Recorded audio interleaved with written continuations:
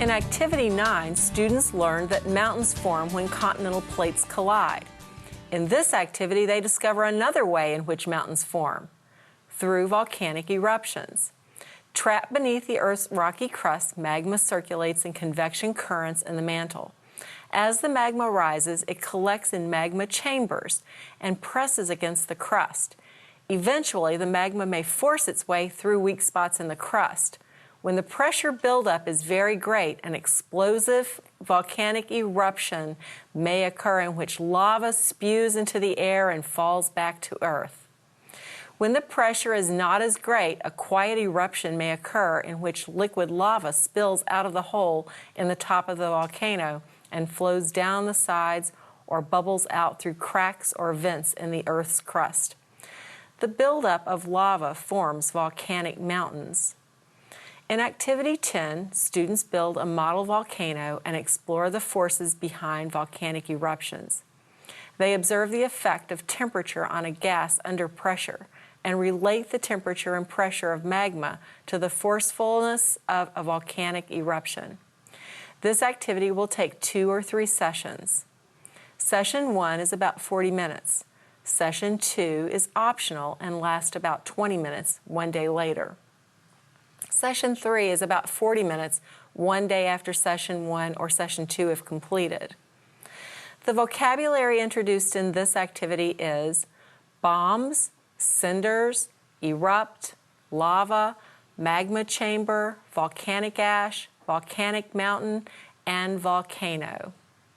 For this activity from the kit, you will need, for each team of 4, a plastic fluted container, a 1-ounce cup, a funnel, a paper cup, a metal can, a cardboard square, red construction paper, and plastic spoons.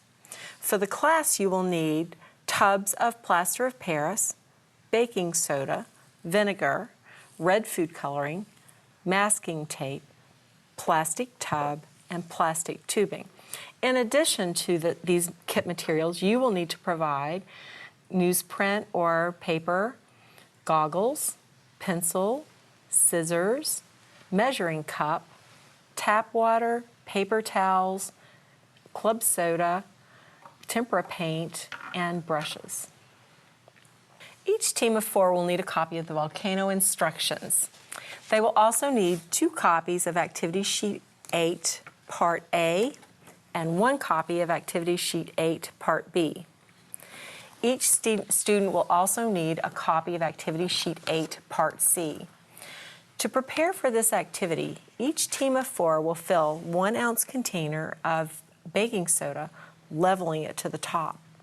Cut the lengths of plastic tubing in half so that each team will have 1 piece of tubing 60 centimeters long. Just before starting Session 1, prepare the plaster of Paris. For each team, measure 2½ cups of plaster of Paris powder into a fluted plastic container or a zip bag. Measure carefully, as the proportion of powder to liquid must be accurate in order for the mixture to harden properly. It's also important not to prepare the mixture too far in advance or the plaster will harden before it can be used. When mixing the plaster of Paris, have the students wear safety goggles and work carefully to minimize dust. Wash your hands and the work area thoroughly afterward. Follow general safety instructions on the Plaster of Paris package. Prepare an area where students can set out their Plaster of Paris volcanoes overnight to dry. For Session 3, 1 to 2 hours before the activity, fill the plastic tub with hot water and lay 1 bottle of club soda in the tub. Refrigerate the other bottle of club soda. It's important that the 2 bottles are quite different temperatures. Use masking tape to label the cold bottle A and the warm bottle B. Fill the paper cups with vinegar, 1 cup per team, and add enough food coloring to turn the vinegar bright red. Students dream about building volcanoes, and their dreams come true in this activity. Copy the diagram of Figure 10.1 in the teacher's guide without the labels and show the students. See if the students can identify it and title it Volcano. Ask the students if they have ever seen a mountain formed by a volcano. They may mention volcanoes in Hawaii or Mount St. Helens, etc. Write the word erupt on the board and ask the students to explain what the word erupt means. Explain that a volcano is said to erupt when magma rises and either explodes out through the hole in the top of the volcano or spills out through cracks and weak spots in the solid rock of the Earth's crust. Ask the students where they think volcanoes are most likely to occur. After previous activities, they may suggest along plate boundaries, but accept answers that they give without comment. Go on to say that as a volcano forms, magma collects in huge pockets under the Earth's surface called a magma chamber. Have a volunteer identify the magma chamber in the display diagram and write the term magma chamber in the appropriate place on the diagram. Tell students that when magma from the magma chamber reaches the Earth's surface, the volcano is said to have erupted. Magma that reaches the surface is called lava. Add the word lava to the diagram. Write volcanic mountain on the board and explain that lava that hardens around the whole of the volcano eventually forms a cone-shaped volcanic mountain. Tell students that they are going to build their own model volcanoes and watch them erupt. Divide the class into teams of 4. Distribute some newspapers, paper towels, and a copy of Activity Sheet 8, Parts A and B to each student. Distribute to the teams the materials they will need to build their volcanoes. Review the volcano instruction sheet with the students and tell them to begin building their model volcanoes.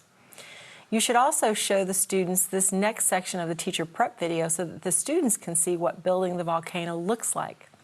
Johanna, let's demonstrate how to build this volcano. Okay. Okay, our first instruction then is for us to cut out the pattern. If we're using the construction paper, we're going to cut out the pattern and then trace it down onto our construction paper. Okay.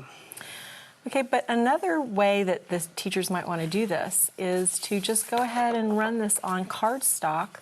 It's ready to go, and cardstock is a little bit more substantial, and it doesn't absorb quite as much moisture when we put the plaster of Paris on. So if they want to do that, they can use that. I like that idea.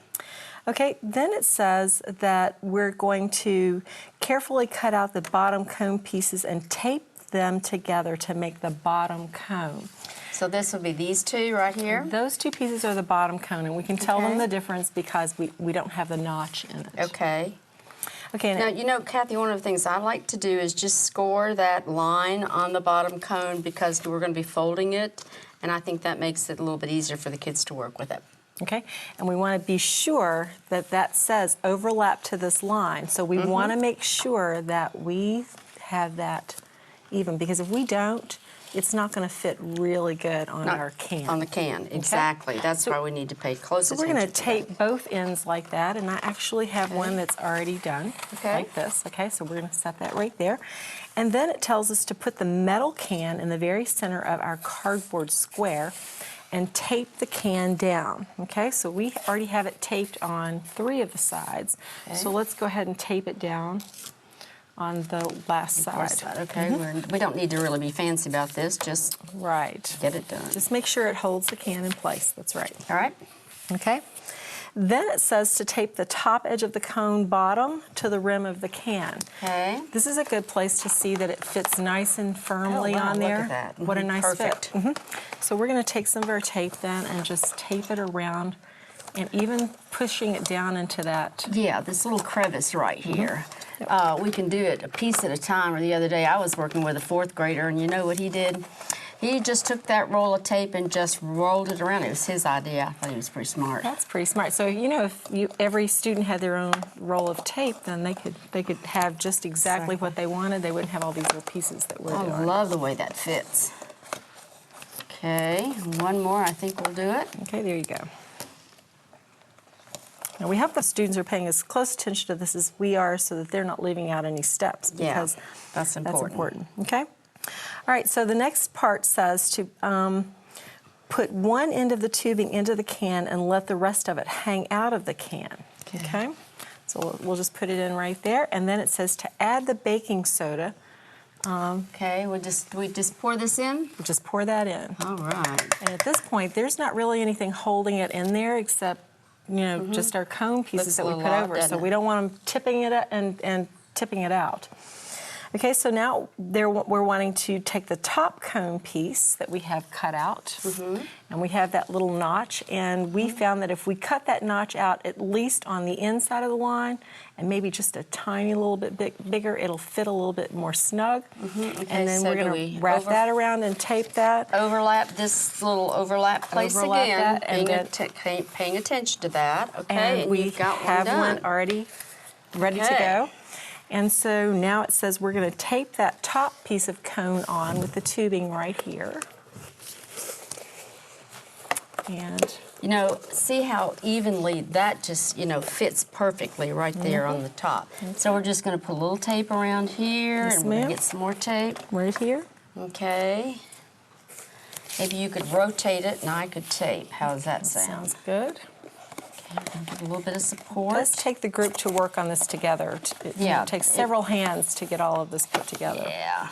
Of course, everybody's going to want to have a part in it, so exactly. You might want to get a little bit of organizational management so that everybody has a part. You talk to the students about what each job is going to be. Modeling one set with the kids might even be a good idea. Yeah. Oh, I think so, ahead of time. Now, I think I would put a little bit of tape around that top right there. You don't want to have the tube slide out. No, that'll make it nice and secure. Okay. Now we're ready to add the water to the plaster of Paris to start our mixture. We can actually mix this right in the fluted pan, but it just makes for easier cleanup and mixing if we do it right in the plastic Ziploc bag. So we're going to do it, add the water. Now, be careful when you add that water, though, because that powder, again, this is something the teacher comes around and does. Okay, and let's be sure we get all the air out of that bag, because when this works, it's going to work fast. Yeah, as we kind of saw in that last one, you saw that powder that kind of came up out of the bag. You want to be sure that you're careful with that. Now, this is part I like, because we're going to have to really, really knead. You knead on that end, and I'll knead on this end, because we have to work fast, don't we?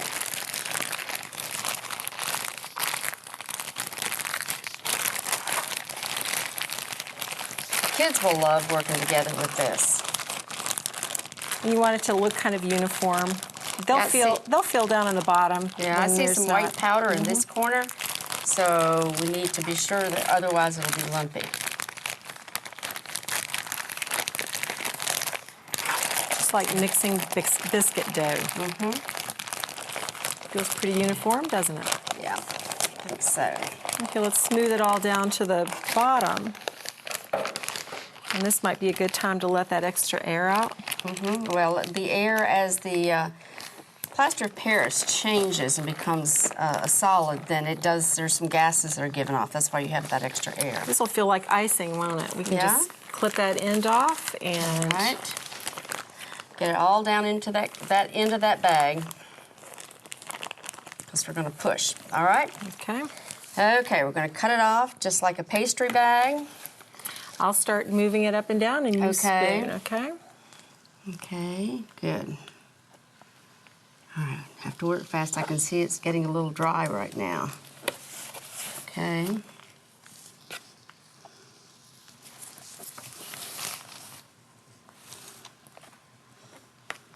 I'm going to turn that around just a little bit, too, so that it can be seen.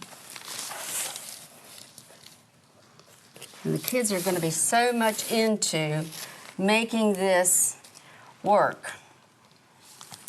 And the kids can squeeze it on down in there as they kind of get there. And with the newsprint and the cardboard that's right there, it comes out pretty easy. Okay, now we're kind of at the back here, so let's turn the volcano around so teachers can kind of see. And just squeeze this a little bit more, because we've got one more little part right there. Okay. That looks pretty good. I think you did a nice job icing that. Thank you. Have students set their volcanoes aside to dry overnight. Thoroughly rinse and dry the plastic spoons, 1-ounce plastic cups, and plastic containers, and return them to the kit. Session 2 continues the following day after the plaster is hardened. Have the students cut off and discard the tips of the model volcano cones.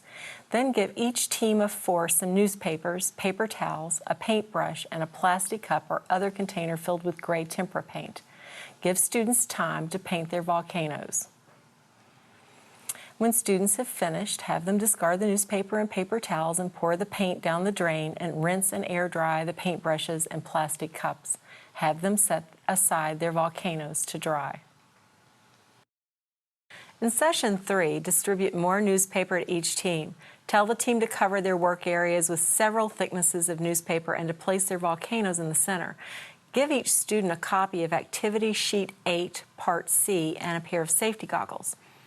Give each team of 4 a funnel and a paper cup filled with red-colored vinegar. One student of each team should insert the bottom of the funnel into the tubing and hold it while the other student carefully pours in the vinegar. Okay. Johanna, let's see what happens when we add our vinegar solution to the volcano. All right, Kathy, one time a teacher gave me a suggestion that does this with children, just to add a few drops of soap, detergent, dish detergent to it, and you get just kind of a little bit different effect. So let's try that and see. Okay. All right, ready? Ready.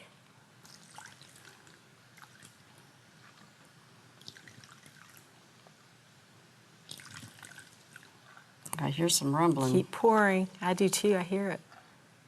Keep pouring, keep pouring. Oh, there we go. All right. Wow. Will the kids not be excited about that? That's really It a is good really volcanic spewing eruption. And does it ever stop? Oh, it's going. Oh, they'll love this. They'll want to do it over and over and over again. What are some things they might change? Well, they could also be talking about some of the observations that they saw as they go along, so that way they're ready to record that on their sheet. Okay, that's what they're looking at here. Okay, so they may want to experiment by adding vinegar at different rates or different amounts of baking soda. More baking soda can be added through the top of the cone. Have the students share their observations with the class, and then after observing what happens, have students record their observations on the activity sheet. Then have them answer the rest of the questions. So Johanna, let's see what else we have to answer on number 1 after we've written our observations, such as what do the objects in our model volcano represent? For instance, the metal can. Okay, the metal can down deep in the volcano would represent the magma chamber, the source of the magma coming out. Okay, and what about the vinegar or baking soda solution inside of the model volcano? Okay, that would also be magma. That's, as we see evidence, that it's down inside. And then what do we call that vinegar baking soda solution after it erupts? Okay, when it comes out and is cooled by the air, we call that lava. Okay, and then the cone-shaped mound of plaster of Paris? Okay, the layers of lava would make a volcanic mountain, and as they keep adding and adding over different eruptions. Okay. We want the students to understand the differences in pressure and some of the possible causes of the different forces in eruptions. To do this, we can demonstrate using 2 bottles of club soda, one that is cold and one that is warm. Johanna, feel this one. Warm. Okay, what about this one? Ooh, cold. Okay, what I want you to do is take the cold one and I want you to shake it 10 times, up and down, up and down.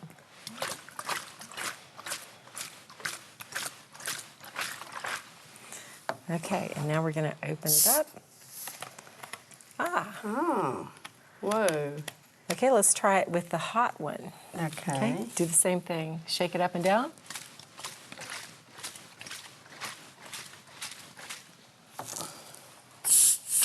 Whoa. Oh, did you see a difference in the two? Well, what about the pressure?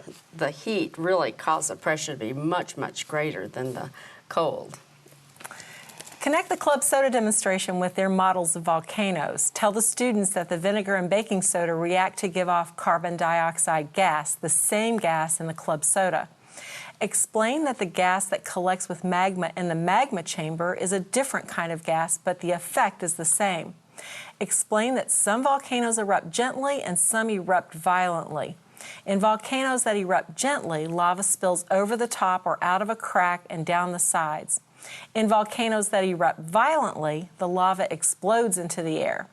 Write the terms bombs, cinders, and volcanic ash on the board. Explain that bombs are huge chunks of lava, sometimes as big as a truck, that shoot out of a volcano during a violent eruption. Cinders are smaller chunks of lava. Volcanic ash is a fine dust made up of very tiny particles of lava. Recycle the club soda bottles. Discard the newspapers and paper cups. Have students rinse the funnels and return them along with a plastic tub to the kit. The model volcanoes should be dismantled and the metal cans and plastic tubing should be cleaned and returned to the kit. Guide the students through reading pages 10 and 11 in the Delta Science Reader.